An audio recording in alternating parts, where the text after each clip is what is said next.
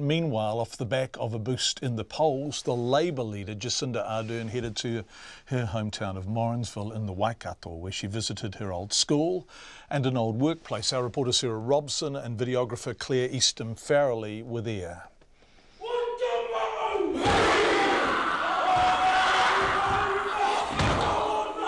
A fierce haka from the students at Morrinsville College welcomed Jacinda Ardern back to her old school. She says it was important to her to start her election campaign back home, where it all started. If I can blame anyone, maybe I should blame Morrinsville College for my career in politics. And so it felt like the right thing to do, to come back here, to acknowledge where I have come from, where it all started for me, where my roots are. While she was at school as the student rep on the Board of Trustees, Jacinda Ardern successfully campaigned to get pants added to the school uniform for girls. Winter in Morrinsville can be quite cutting.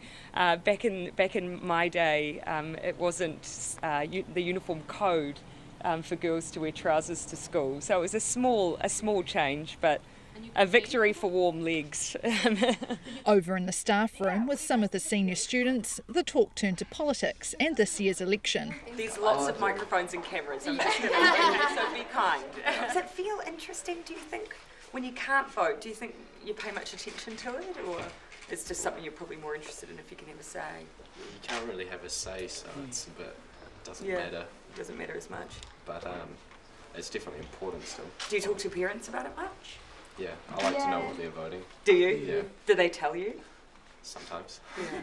Heading into town, Jacinda Ardern also paid a visit to Grant and Carol Colvich, the people who gave her her first job at the age of 14 at the Golden Kiwi fish and chip shop. Nice to see you! How are you?